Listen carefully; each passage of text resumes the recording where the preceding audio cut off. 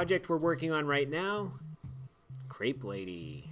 Rich tradition of Crepe Lady editing. So if you are now editing this, welcome to video production. Feel free to talk to any person who's ever taken video production before about Crepe Lady.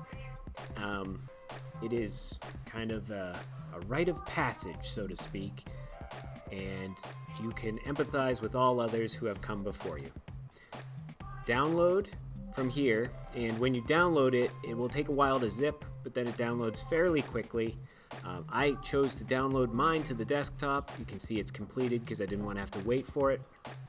And when I double clicked on this, it made a Crepe Lady folder. So I can now delete that, and I can open up the Crepe Lady folder. So I can see this is all our footage right here.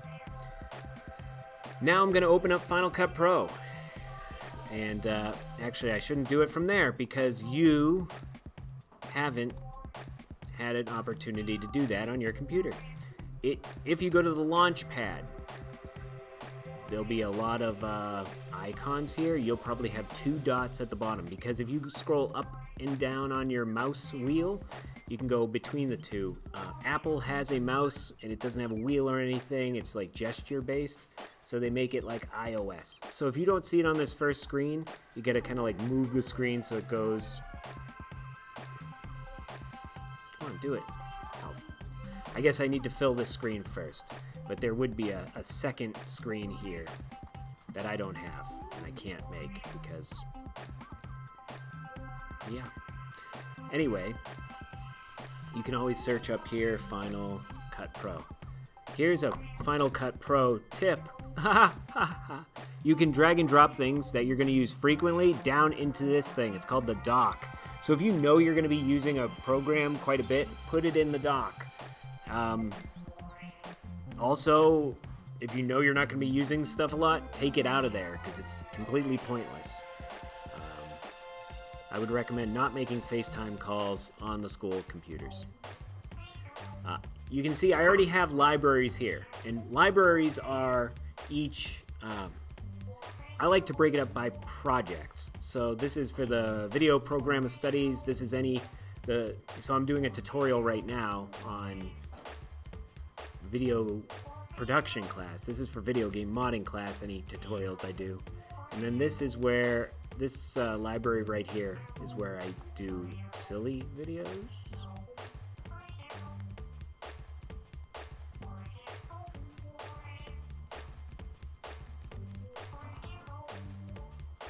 Anyway, let's start something new. File, new, library. And I'm gonna call this Crepe Lady. Crepe Lady. And I'm gonna say, okay, save. By default, it's gonna save into the the movie folder in your home folder on the Mac. And most people won't know what that means, but you will eventually by the end of this course. Crepe Lady. It's different than all these other ones, and that's because on every project you're going to be filming stuff outside of these first couple where you're like the Crepe Lady, the footage is provided for you. With all the other ones, you're going to make it all yourself. So if you go from one to the other and you don't break them up somehow, it's going to be so overwhelming with footage, you're not going to be able to do any work. So make sure you create a new library for everything. For every new project. I'm not a fan of smart collections, so I just delete them all. I always just delete them. Here we have events. So if you go File, New, Event, or Projects, the next thing we'll get to. But an event, it's like, I like to break things up by the day. So again, if you're filming something and you just type in the date, it's significantly easier to keep track of everything that you're doing. Do you have to do that? No, but I very much recommend it because it makes it easier when you're trying to find some footage. And honestly, if you want to pursue this in any way beyond just enjoyment personally and do it on a professional level, you absolutely have to keep track of your stuff. There's no way to do it without. Nevertheless, let's create a project. We'll call it Crepe Lady, C-R-E-P-E. And another important note, set based on first video clip properties. That's important because if you ever find yourself downloading a video from YouTube and you want to use like something like a green screen or anything like that on your video, and that's the first video you put into the timeline, your timeline will adapt to that.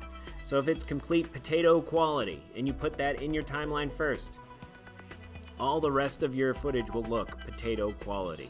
Very low quality is what I mean when I say that. I'm going to hit OK though, because I know that the Crepe Lady footage is of decent quality. So I happen to have Crepe Lady right here, and I can just drag and drop like that. I see the green plus sign. That green plus means I can add it there. I guess I could add it here too, because technically that's the 2720 folder right here. Or maybe not. Maybe it has to be right there. Yeah, you're trying to trick me. I'm not going to do that though. I'm going to hit escape. And I'm going to show you the other way to import it, which is this arrow right here. And when you're importing from a camera, this is the way you'll do it.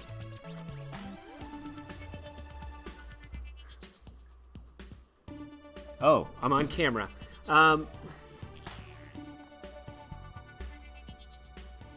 No! So you would see up here where it says cameras, your other camera would be up here. You might have an SD card, you plug it in, it will show up under the camera area. And then you're going to import from there. But we can also go from the desktop. And when I said home folder, so by default, that's the movies folder, which your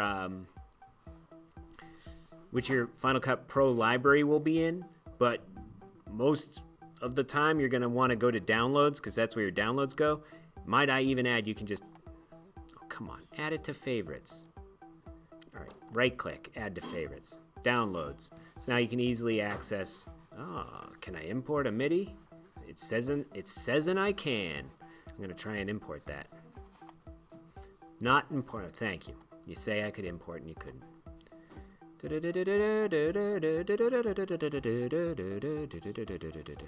Crepe Lady.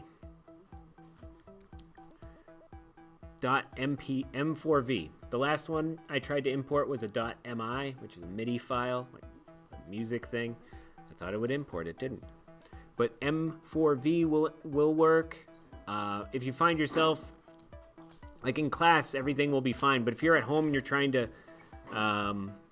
get something to work and it's not working because the file is wrong, Handbrake is a free tool you can use to convert video files. And it's very useful. And I have Apple Compressor, which does the same thing, but Apple charges you $50 for. And it's nice to have the integration with Final Cut. But Handbrake is is a great tool, especially if you're freestyling. Import all. There we have it. That was instant because it exists on my hard drive. When it doesn't exist on the hard drive, you got to keep your eye up here because it's moving from the camera into Final Cut. And inevitably what happens many times is students will disconnect the camera before it's fully imported into Final Cut Pro.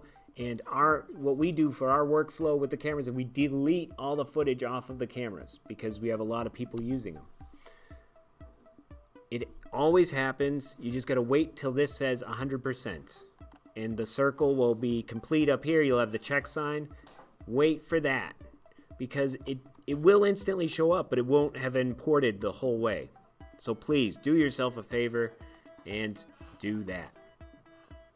Now that it is imported successfully, you can change the way you view things in terms of the clips. Since I've been doing this for a long time, I actually prefer this view where it has the name and then you can go through the whole clip like this. If for some reason you're not able to like skim through like this, these down here are the reason. And if you want to know what something's called, just hover over it. Turn video and skimming on or off.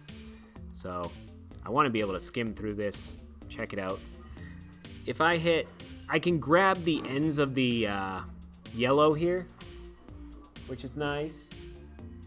If I like this one part right here, But to make it easier for me, I can just use the keyboard and I can hit I for in, O for out, and then I can drag it and drop it right into my timeline. You can also hit one of these right here. You can click it. You could also just do the keyboard shortcut, which it states at the end. But I'll go back to the other view because that seems to be what students prefer to use, and very much understand that. It's more of a visual way to do it.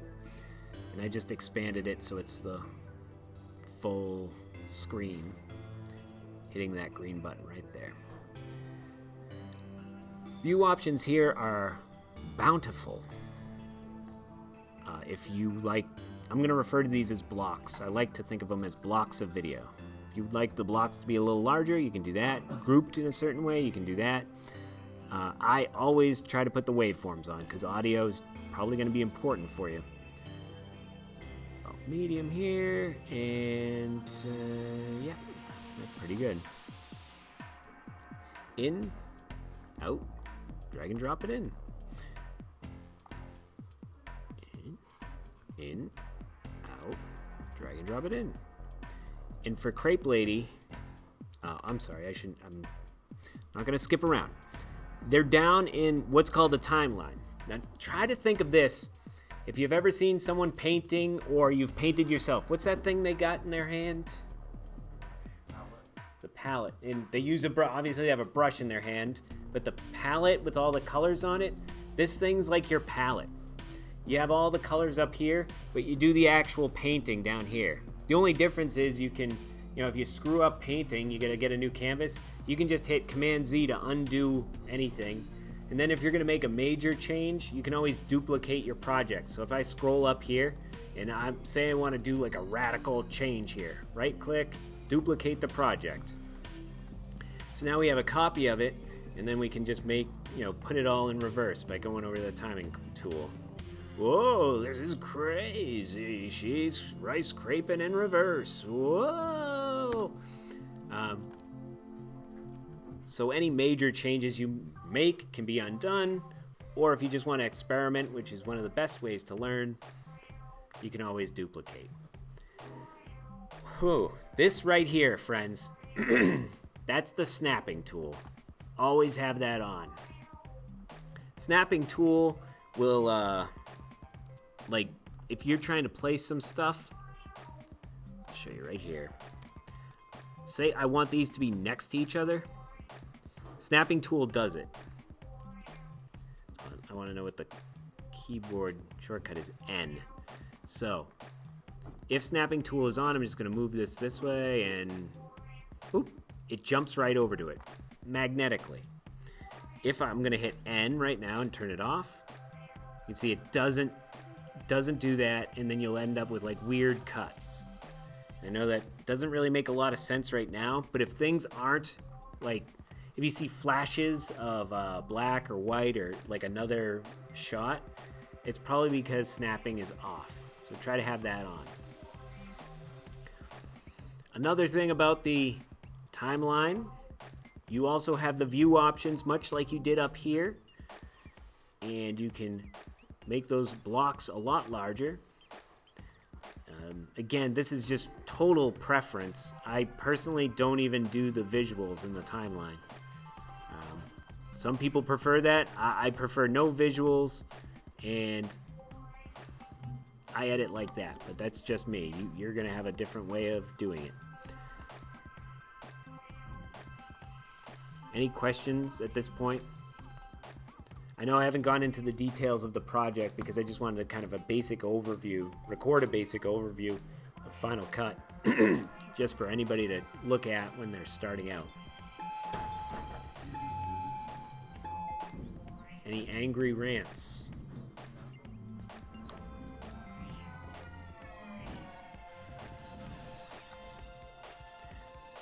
So again, in this one, to go into more detail about Crepe Lady, the assignment's on Infinite Campus, and much like the escape room project we did at the beginning, read carefully, because I think it says you can't have a clip longer than 4 seconds. So how long are these clips? if I select this one, I can see right here, 2 seconds and zoom in here. That's 2 seconds and 12 frames. This one, 10 seconds. So this one is a no-no. I gotta cut that up. And then this one, 5 seconds. So those last two, I have to make those a bit shorter. How do I do that?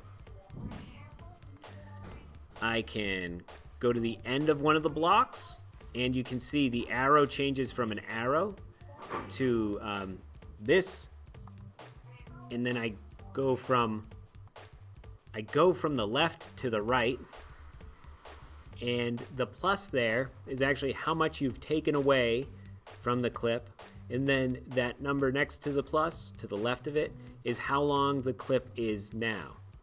So I can see right here I'm under 4 seconds. The other way to do this, you can see I have an arrow. You can come up here and go to the blade, but I would not even bother, because A for arrow, B for blade, Control Z for the mistakes we've made. Came up with that last period, and it is beautiful. A for arrow, B for blade, Command Z for the mistakes we've made. Because those are the most common things you're gonna do. You're gonna use the arrow, you're gonna use the blade, and you're gonna have to Command Z when you screw something up. And it's interesting in this class because people are don't want to mess anything up.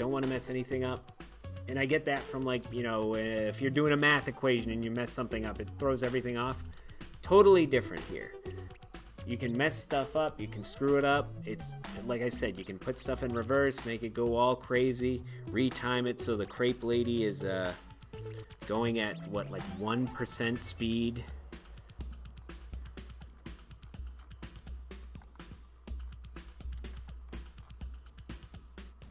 Oh, that's excitement, friends. Look at that. Wow.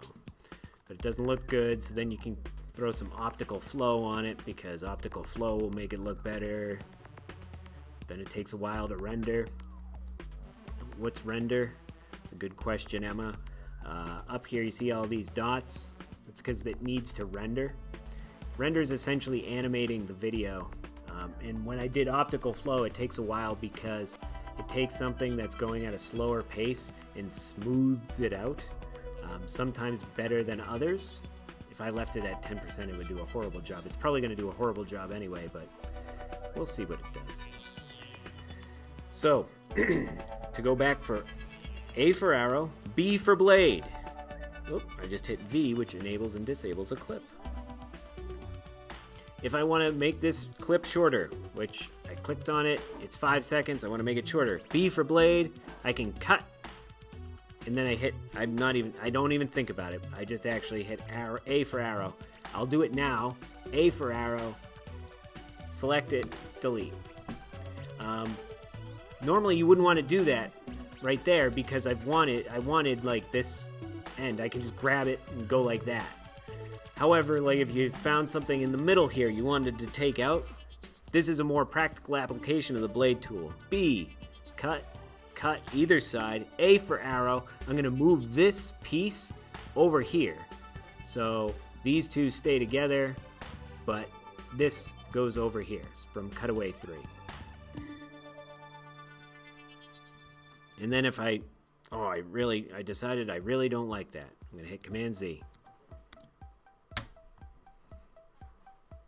And well, I don't know the keyboard shortcut for that, but there's a way to redo if you decided you do like it. Edit, redo, edit, redo, edit, redo. So if I do indeed help you out at some point, you will notice my method for helping students out is to show them, then around by just like moving stuff after the fact, so you can't redo it. Because like it'd be easy for you to just redo something I just showed you how to do on the in the program. Any questions, comments? Tommy looks like he's got a concern. How's that optical flow coming? This computer's really nice. It's better than all your computers, actually. it's still taking this long to render. See how it's like, it's trying to smooth it out. It's trying, friends, it's trying. And it is better than, I'll take it off for a second. Video quality, normal. See, like the original is very jittery. Optical flow will try and smooth it out. The quality of the original video is lower in the first place. If you have something at a very good light, looks good. It's not a helicopter propeller, which we had to do once. It looked really bizarre with that, with optical flow. You'll be in good shape. So this is essentially just setting up and how to do really basic editing in Final Cut Pro. A for arrow, B for blade, Command Z for the mistakes we've made.